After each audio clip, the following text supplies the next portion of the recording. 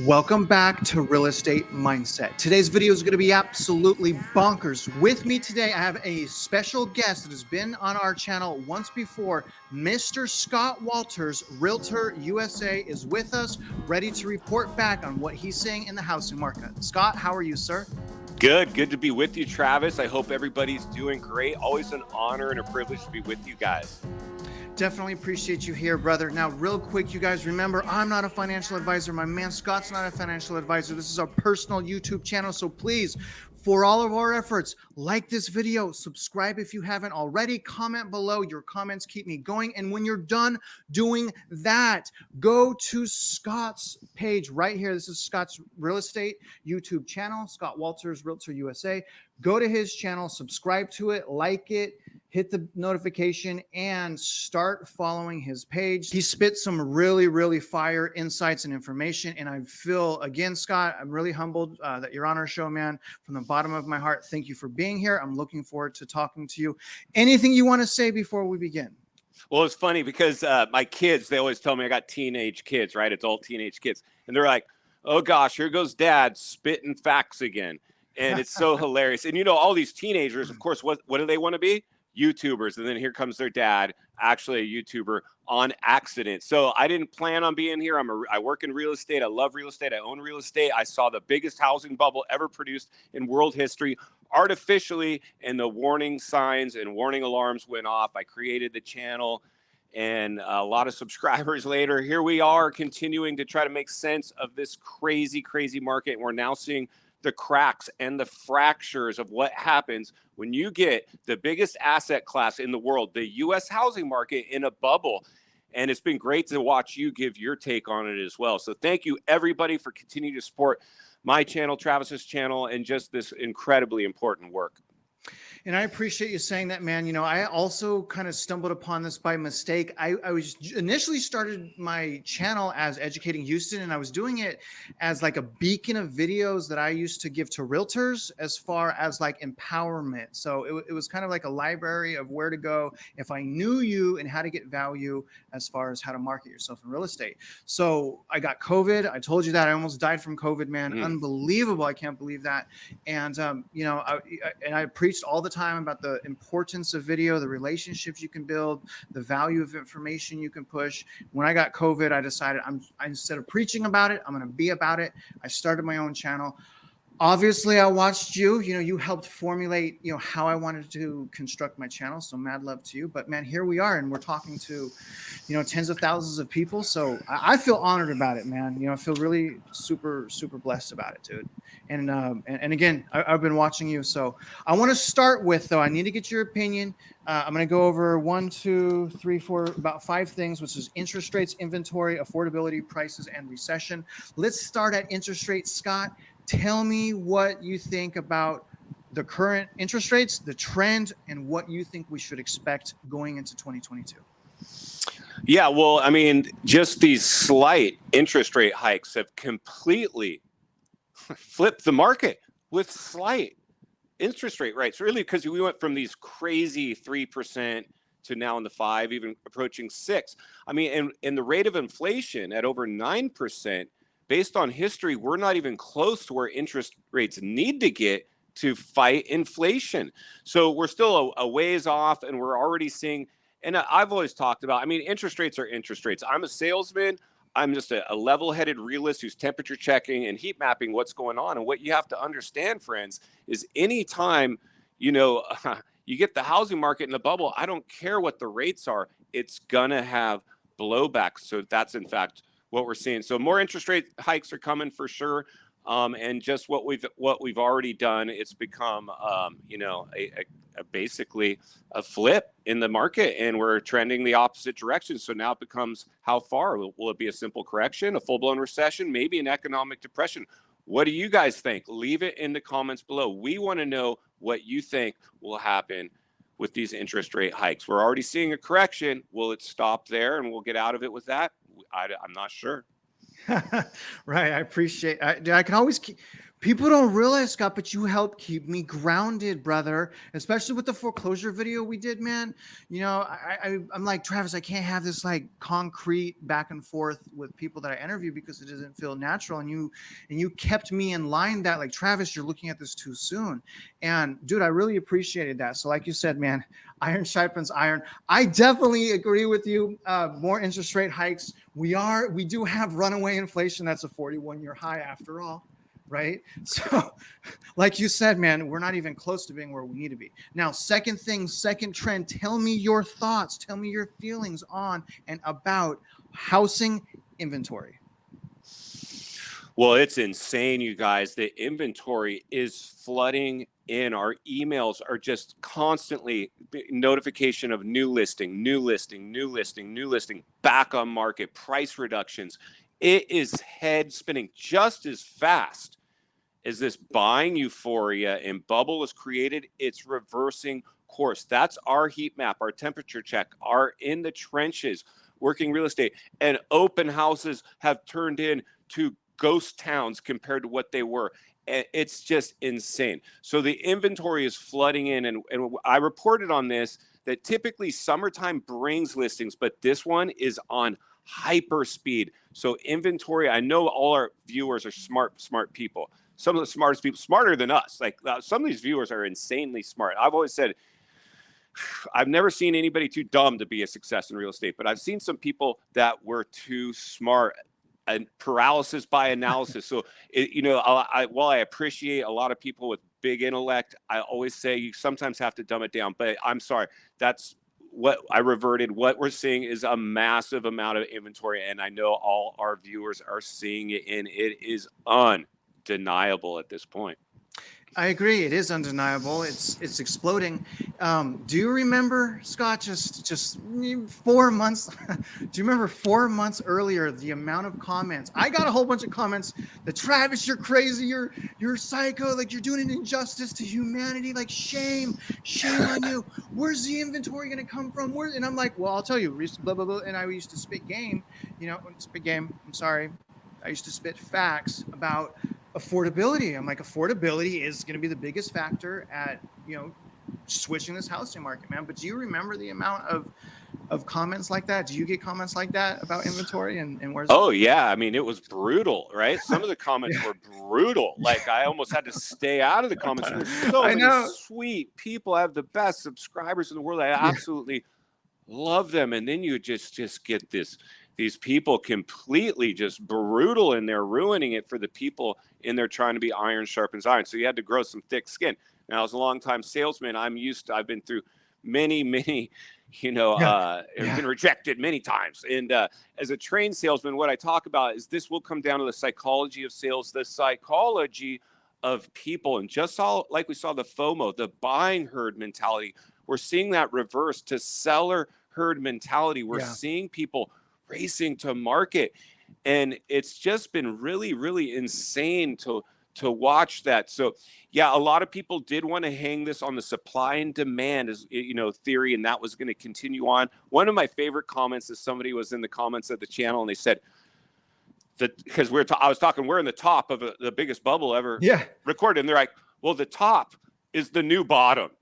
And I was like, oh man, that's a good one. I haven't seen that one. If that's true, we're in big trouble. So the reality is like you said, there's a lot of people, and this happened in the last bubble. I was on some chat boards and blogs and things on the last bubble, and we were seeing, I was the guy though, saying how the bubble would continue. And there was a few people like me today giving real facts and real talk saying this is a bubble, it's going to pop. I'm like, no, it's not. Real estate's too big to fail.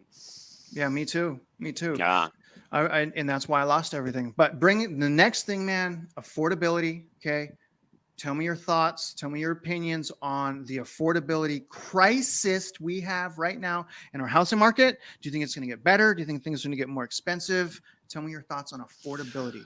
Well, yeah, so it got way too unaffordable in most areas. Most of it you have heard in real estate. Real estate is local. Different markets will behave differently. What I always say, even in a market like I'm at, a very wealthy area, in the last bubble, it was the last to get hit and the first to rebound. but it got hit. So everybody gets touched in this one. In this bubble, every bubble is always a little bit different. I think this one's going to be, even if you were in a sound area that didn't experience skyrocketing appreciation to unsustainable levels or ridiculous highs, because of contagion, we're all much more connected today. So with our devices, so this one could spill into relatively sound areas. I think certain areas are going to get hit pretty hard. We'll probably come back to, at minimum, by the end of the year, many areas will see pre-pandemic prices return to their market. So it's like you always say on your channel, you know, please monitor your local market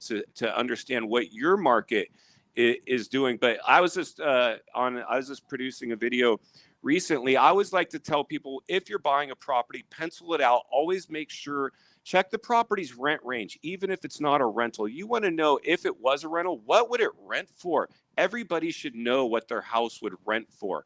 Hardly anybody checks that. As an investor, that's all I'm concerned with. How much down do I need to come in with to put this property in its rent range, so I have the freedom to make it a rental or make it a rental right out of the gate? So that's what you can do right now, is check inventory, check prices, see what is it within its rent range. I was just checking a property right now in Cleveland, Ohio, for a little over 100 grand. You could come in with 20 grand down, and your payment was like, you know, $700 a month. Its rent range was $1,000 a month. You could buy in the bubble if you know what you're doing. So as we see the prices are starting to now trend the other direction, you're going to start to be able to check rent ranges on a lot more properties. So that's what I'm seeing there. I always want to urge everybody, check the property's rent range no matter what. Make sure your payment is within its rent range, and better yet, get in there, fix it up, move a renter in, move on to your next. Do this a handful of times and go from real estate owner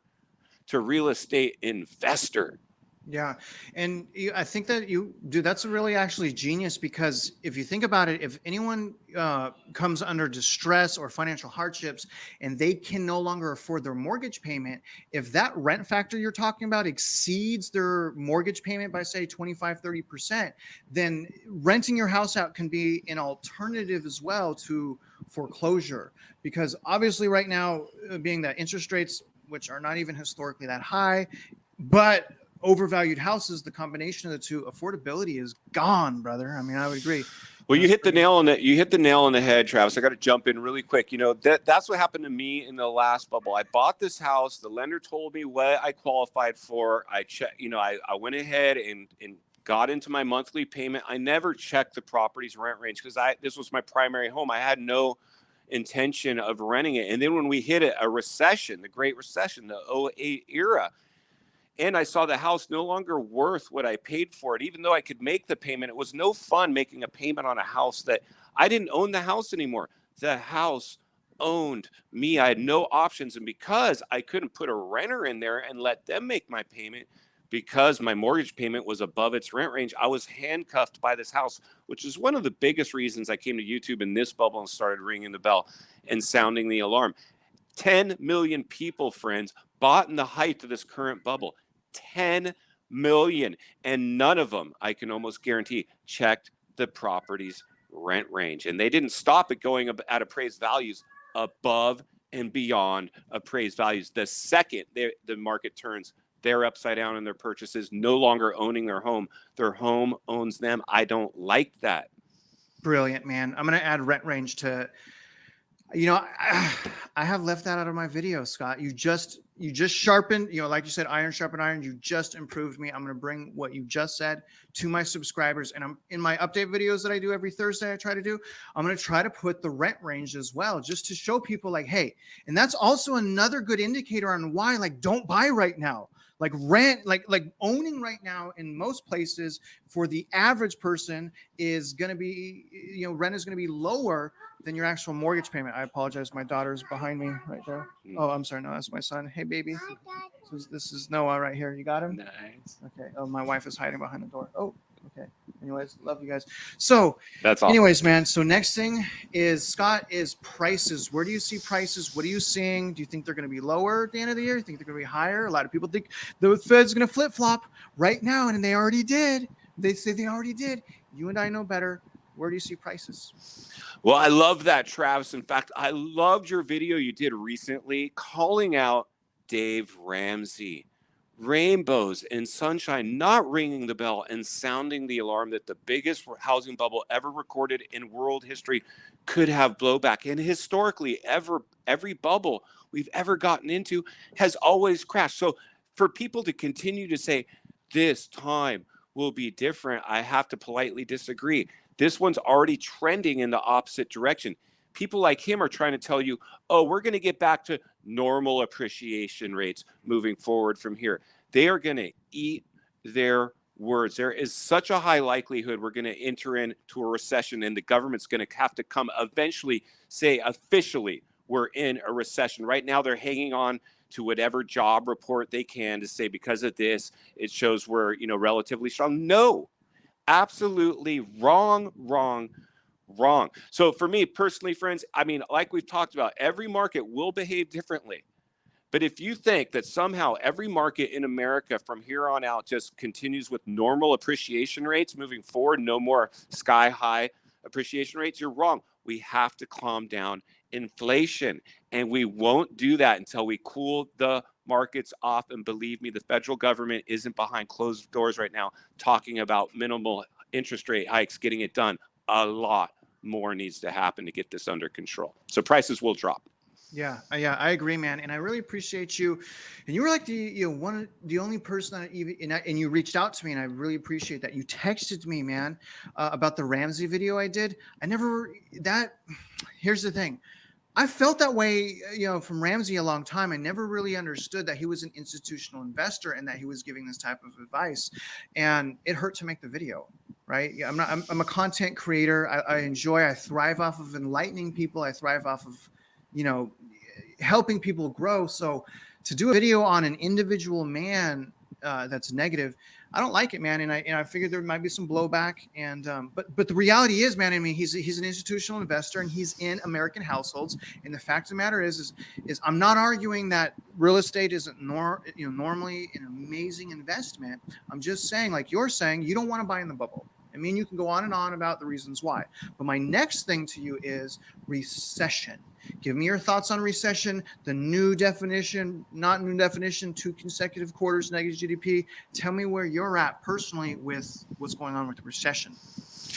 Well, I believe we're already in a recession. I mean, when you can't go to the gas station or the grocery store and not understand, we're already in a recession, right? So wages aren't keeping up with inflation. That's a big, big problem.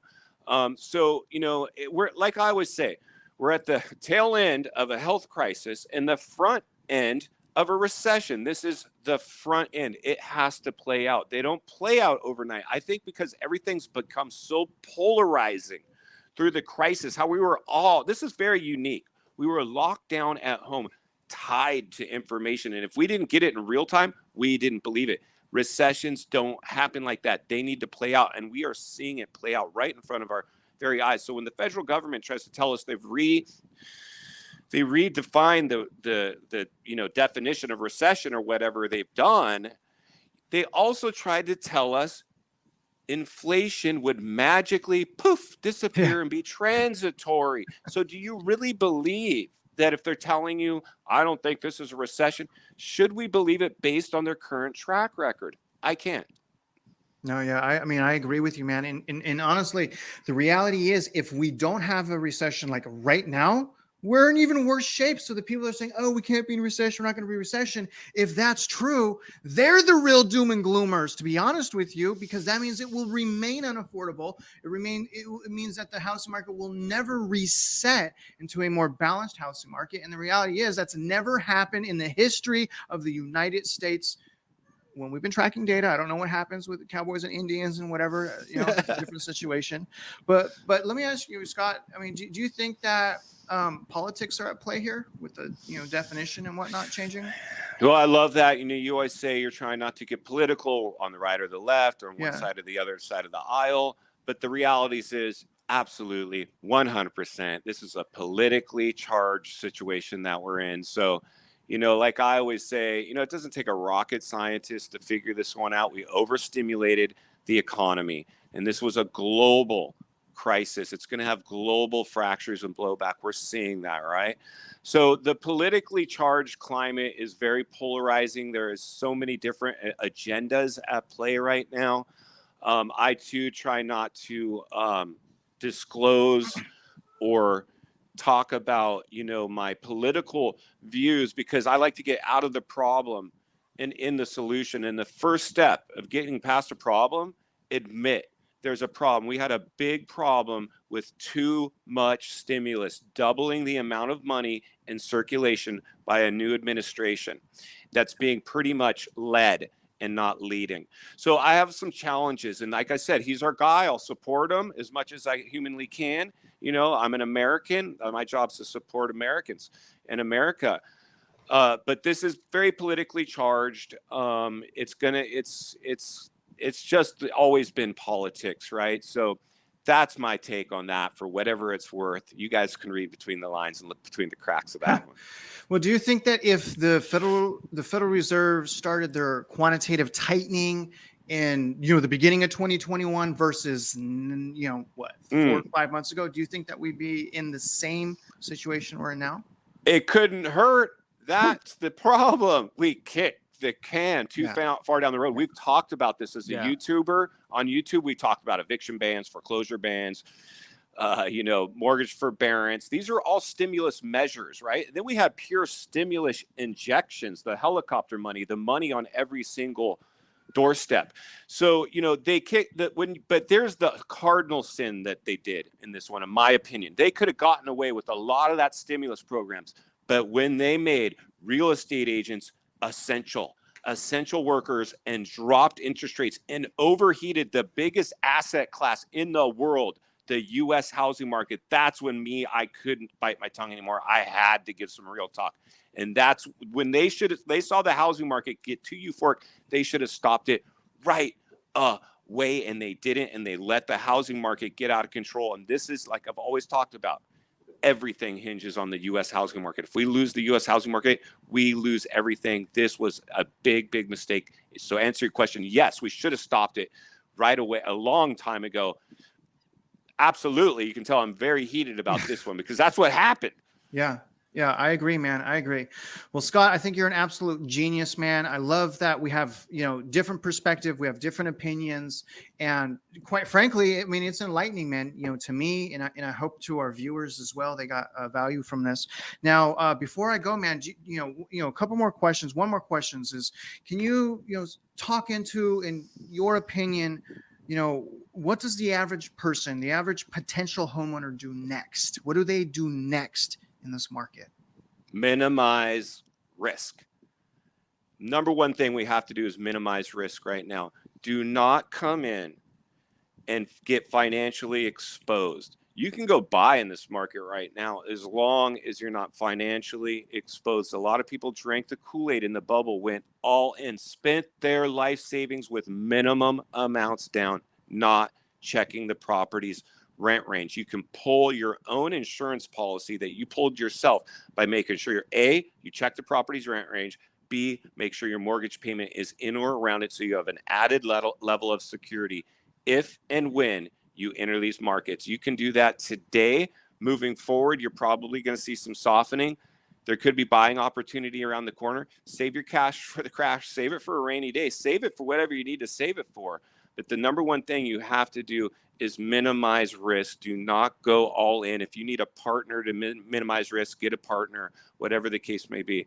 That's just some basics that I can come up with on the spot like that, Travis. I try to keep you on the spot, man. This is completely rehearsed, and that's why I'm really glad to talk to you, man. I know, like me, you come from your heart, and I believe we should come from our heart because we've earned it through our pain, suffering, and experience over the last 2 decades of being in real estate and mastering our art and becoming, just really conquering our craft, man.